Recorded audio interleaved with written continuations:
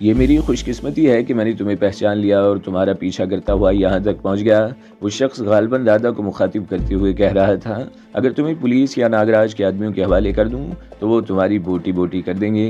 तुम्हें इस कष्ट से बचाने के लिए ही कह रहा हूँ कि मुझे इस आतंकवादी का पता बता दो। तुम भी कष्ट से बच जाओगी और मेरा भी काम हो जाएगा। मैं वादा करता हूँ कि नागराज से इनाम में मिलने वाली रकम का आधा हिस्सा तुम्हें दे दूंगा। ऐश करोगे तुम भी। मैं कह चुकी हूँ कि किसी आतंकवादी को नहीं जानती। राधा की आवाज़ सुनाई दी।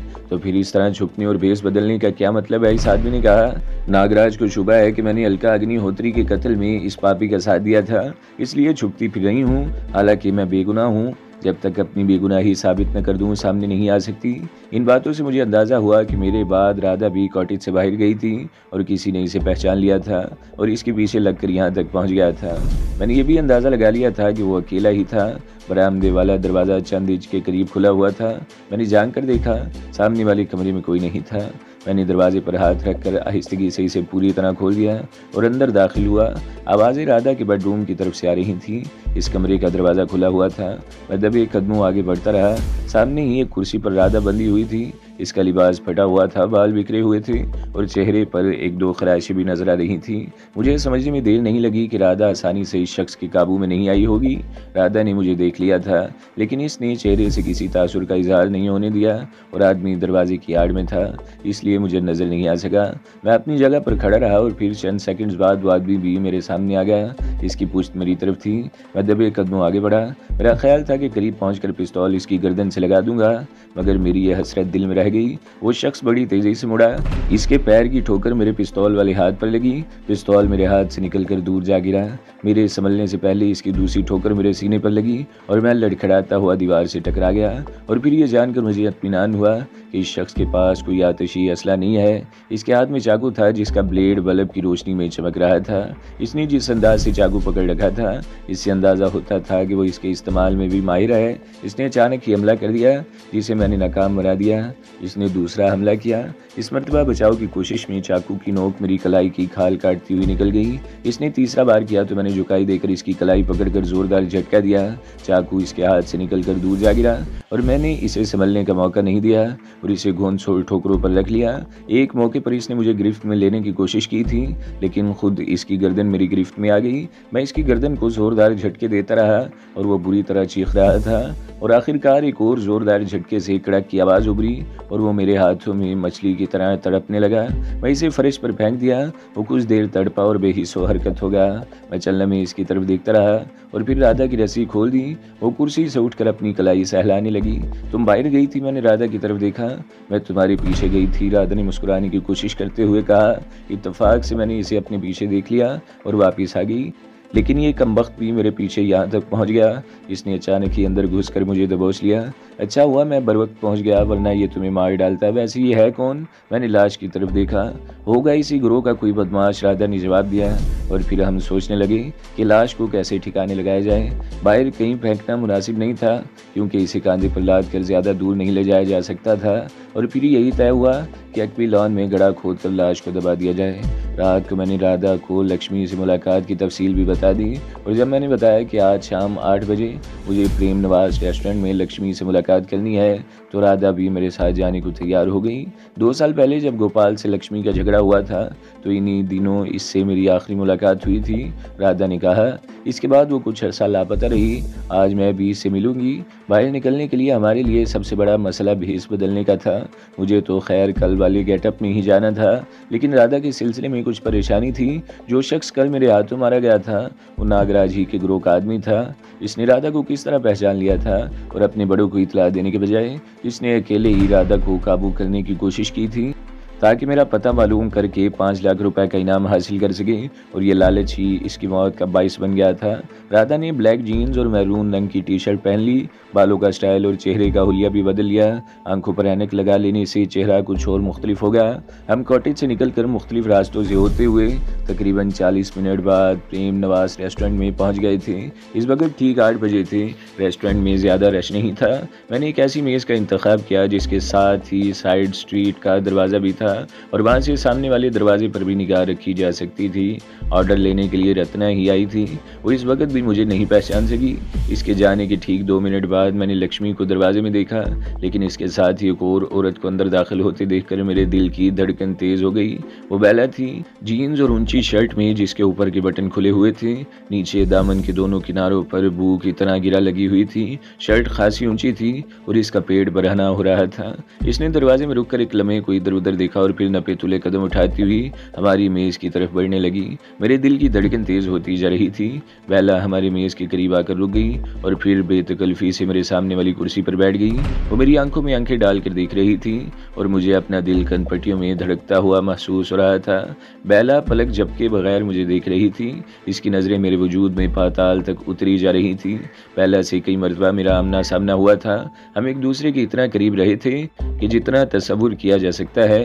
थर के तपते हुए सहरा में वाक़ई इस पहाड़ी गार में काली के मंदिर में बीतने वाले वो लम्हात मैं कभी नहीं भुला सकता, जब बेला मेरी सांसों में समा जाने की कोशिश कर रही थी।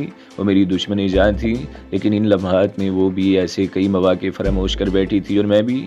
इसके बाद भी ऐसे कई मौके आए थे जब हमने बीच के तमाम फासले मिटा दिए थे, एक दूसरे की आंखों में आंखें डालकर देखा था, लेकिन इन लम्हात की कैफियत कुछ और थी। अब इसकी नज़रों में न सहर था, न दिल में गुदगुदी पैदा करने वाली कशिश। बेपनाह सर्द मोहरी थी, नज़रों में काट थी, चुभन थी। वो नागिन थी जो मुझे डसने के लिए यहाँ आई थी। मेरा दिल हौले हौले कांप रहा था। मैंने इसके चेहरे से नज़रें हटाकर गैर इरादी तौर पर रेस्टोरेंट के दरवाजे की तरफ देखा। मेरा ख्याल था बाहर इसके कुछ साथी मौजूद होंगे, लेकिन रेस्टोरेंट के सामने दरवाजे के बाहर और इतराफ में लगे हुए शीशों के पार जहाँ तक मेरी नज़र गई कोई मुश्तबा आदमी नज़र नहीं आया। रेस्टोरेंट के अंदर भी ऐसा कोई आदमी मौजूद नहीं था जिस पर किसी किस्म का शुबा किया जा सकता। मेरी नज़रें लक्ष्मी की तरफ उठ गईं, जो हमसे 3 मेज़ों के फासले पर बैठी हुई थी। लक्ष्मी और बेला तकरीबन एक साथ ही रेस्टोरेंट में दाखिल हुई थी और फिर बेला तो हमारी मेज़ की तरफ आ गई थी, जबकि लक्ष्मी ने अचानक ही अपना रुख बदल लिया और दूसरी मेज़ पर जाकर बैठी थी। मेरे दिल में अचानक ये ख्याल उभरा, लक्ष्मी से आज की मुलाकात का प्रोग्राम तकरीबन 24 घंटे पहले बना था। मेरा अब तक का तजुर्बा यह है कि हर किसी ने अपने आप को मजलूम जाहिर करके पहले मेरा एतमाद हासिल करने और बाद में मुझे फंसाने की कोशिश की थी, और कल रात लक्ष्मी ने भी कुछ ऐसी ही कहानी सुनाई थी। हो सकता है मेरा एतमाद हासिल करने के लिए इसने बेला को मेरे बारे में इतला दे दी हो। तो वो सारे ही एक थाली के चट्टे बट्टे, इनकी किसी बात पर भरोसा नहीं किया जा सकता था। लेकिन लक्ष्मी के बारे में ये ख्याल मैंने जहन से झटक दिया। लक्ष्मी से मुलाकात से पहले राधा मुझे इसके बारे में सब कुछ बता चुकी थी। लक्ष्मी की जुबानी तो गोया इन बातों की तस्दीक हुई नहीं थी, वो ऐसा नहीं कर सकती थी। मैंने एक बार फिर बाहर की तरफ देखा, इस मरतबा भी कोई मुश्तबा शख्स दिखाई नहीं दिया, लेकिन वो लोग कुछ फासले पर भी हो सकते थे और बेला की एक आवाज़ पर यहाँ पहुँच सकते थे। मैं संभल कर बैठ गया। इस वक्त तक मैं अपनी अंदरूनी कैफियत पर बड़ी हद तक काबू पा चुका था। मैंने किनखियों से राधा की तरफ देखा, इसका चेहरा धुआं हो रहा था। मैं बेला की तरफ मुतवज्जा हो गया। मैडम, मैंने इसके चेहरे पर नज़र जमाते हुए कहा, मैं अपनी लुगाई से प्राइवेट बातें करता हूँ, तुम इधर को चली जाओ, बहुत सीटा खाली हैं। बहुत चालाक बनते हो, बेला ने एक बार फिर मेरी आंखों में झांकते हुए कहा। इसके लहजे में नागन जैसी फंकार थी, मगर आवाज़ ज़्यादा बुलंद नहीं थी। अब ख़त्म करो ये नाटक, मैं तुम्हें पहचान गई हूँ, और अगर मैं चाहूँ तो मेरी एक बुलंद आवाज़ पर यहाँ इतने गीत जमा हो जाएं कि तुम्हारी एक एक बोटी भी इनके हिस्से में नहीं आएगी। और अपना हाथ जेब से बाहर निकाल लो, यहाँ कोई हमाकत करने की कोशिश मत करना। मेरे मुंह से बेख्तियार गहरा सांस निकल गया।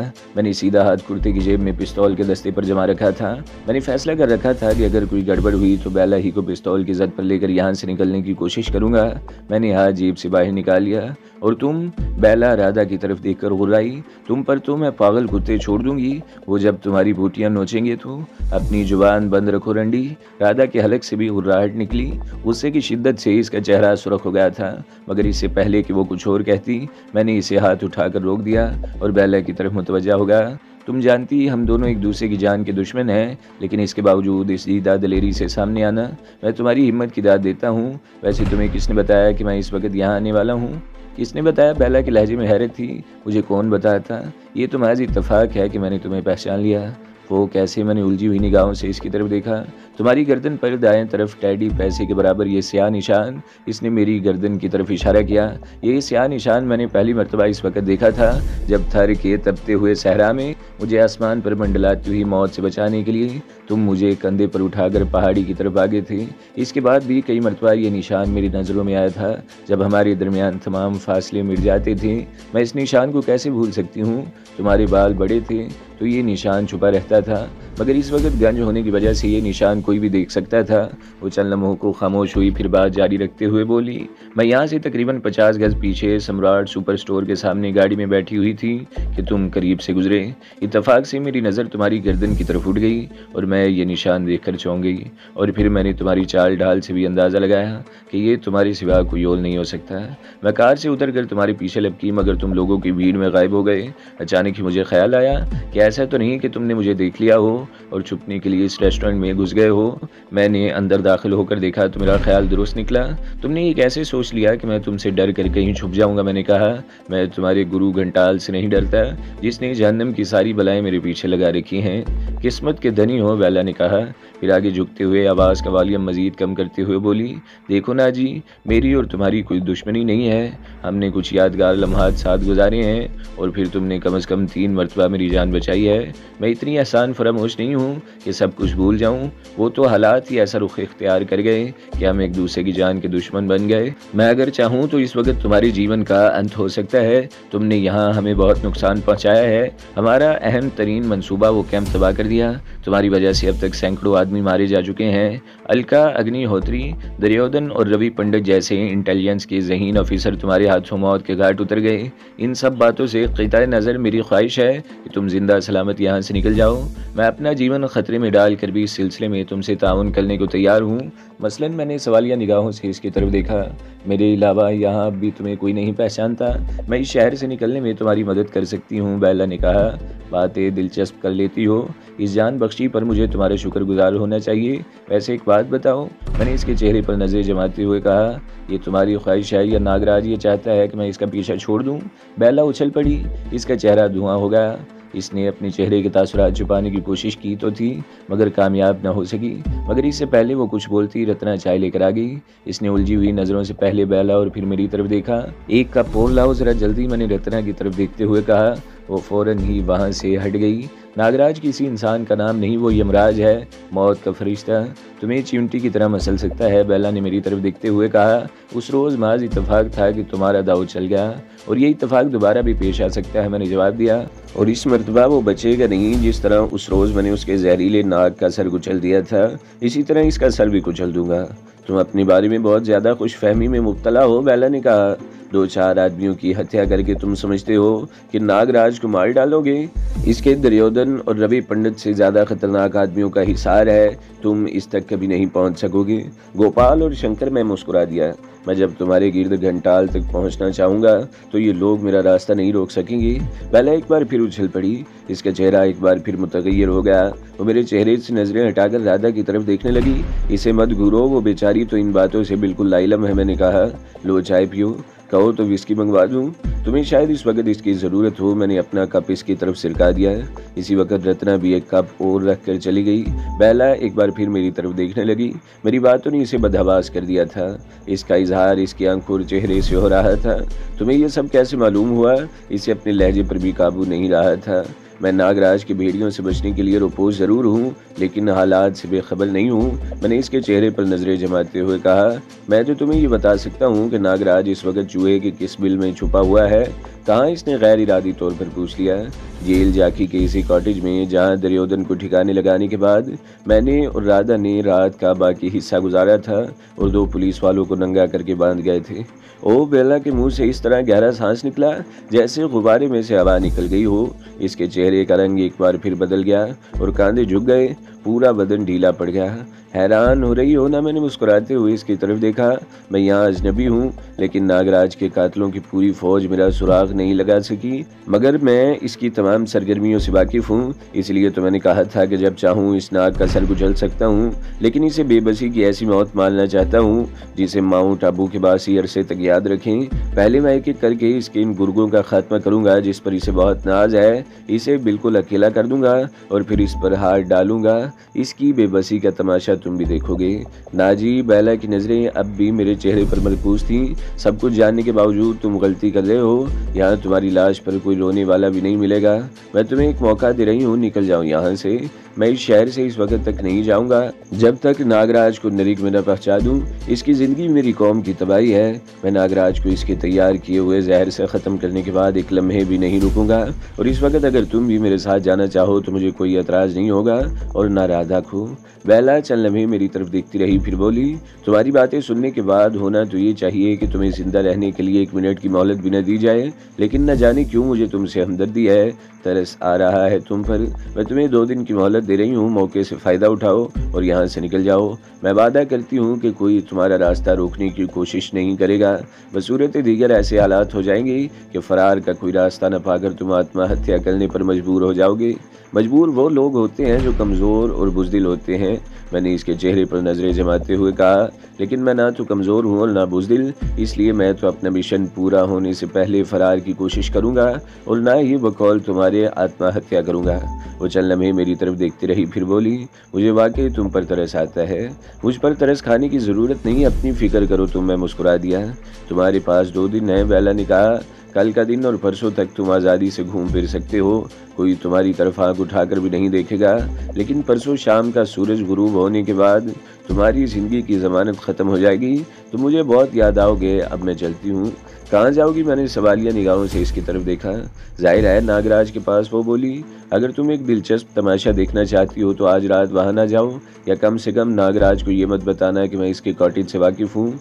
तो क्या होगा? बेला ने उलझी हुई नज़रों से मेरी तरफ देखा। तुम्हारा वो गुरु घंटाल आज रात ही कॉटेज छोड़कर कहीं और गायब हो जाएगा, मैंने मुस्कुराते हुए कहा। बेला चलने में घूरती हुई नज़रों से मेरी तरफ देखती रही, फिर उठकर चली गई। बाहर जाने से पहले इसने काउंटर पर चाय का बिल भी अदा कर दिया था। मैं राधा की तरफ देखकर मुस्कुरा दिया। वो अजीब सी नज़रों से मेरी तरफ देख रही थी। मैं रेस्टोरेंट में बैठे हुए लोगों की तरफ देखने लगा। हमारे बाएं तरफ वाली मेज़ पर एक अधेड़ उम्र औरत और एक जवान आदमी बैठा हुआ था। औरत की रंगत गहरी सांवली और चेहरे के नकूश बस वाजबी से थे।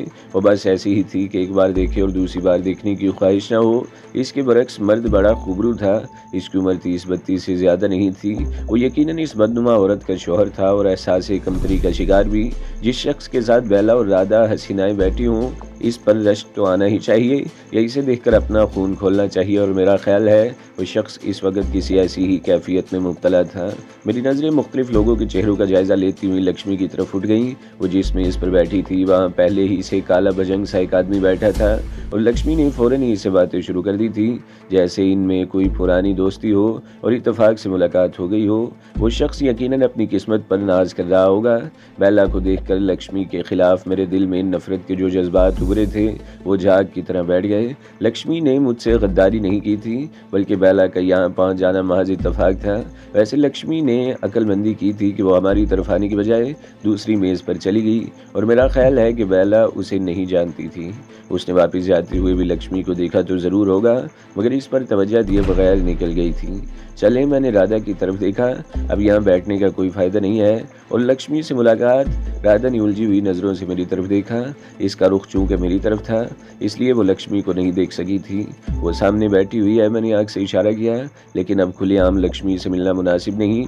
ऐन मुमकिन है बेला ने जाते जाते किसी को हमारी निगरानी के लिए कह दिया हो। मैं नहीं चाहता था कि लक्ष्मी इनकी नज़रों में आ जाए। मैंने रत्ना को हाथ के इशारे से करीब बुलाकर बिल लाने को कहा तो इसने बताया कि बिल तो मैडम ने जाते जाते अदा कर दिया था। मुझे मालूम था, मैं बेला को काउंटर पर बिल की अदायगी करते हुए देख चुका था। वेट्रेस से तो मैंने इखलाकन पूछ लिया था। लक्ष्मी के मेज़ के करीब से गुजरते हुए मैंने सरसरी निगाहों से इसकी तरफ देखा। राधा भी अजनबी बनकर इसके करीब से गुजर गई। तकरीबन 9 बजे का वक्त था। बाजार में बड़ी चहल पहल थी। हम रेस्टोरेंट से निकलकर तकरीबन 50 गज आगे सम्राट सुपर स्टोर के सामने रुक गए और शो विंडो में सजी हुई चीज़ें देखने लगे। रेस्टोरेंट से निकलने के बाद मैंने सिर्फ एक मरतबा पीछे मुड़कर देखा था। इस वक्त लक्ष्मी को इस काले भूत के साथ रेस्टोरेंट से निकलते हुए देख लिया था। वो भी हमारे पीछे आ रही थी। मैं शो विंडो में रखी हुई चीज़ों की तरफ देखते हुए राधा से बातें कर रहा था। लक्ष्मी इस काले भूत के साथ हमारे करीब रुक गई। वो राधा के साथ लगी खड़ी शो विंडो की तरफ इशारा करते हुए अपने साथी से कुछ कह रही थी और फिर दोनों वहाँ से आगे निकल पड़े। 2 मिनट बाद राधा भी मेरा हाथ पकड़कर आगे चल पड़ी। इसने कागज़ की एक गोली अपने हाथ से मेरे हाथ में मुंतकिल कर दी थी। कागज़ की ये गोली लक्ष्मी ने इस वक्त राधा के हाथ में थमा दी थी जब वो इसके साथ जुड़कर खड़ी हुई थी। तो दोस्तों, अगली किस्त सुनने के लिए हमारे चैनल को ज़रूर सब्सक्राइब करें, वीडियो को लाइक करें और बेल के आइकन पर भी क्लिक कर दें ताकि हर जो आने वाली वीडियोज़ हैं वो आपको सबसे पहले मिलती रहें।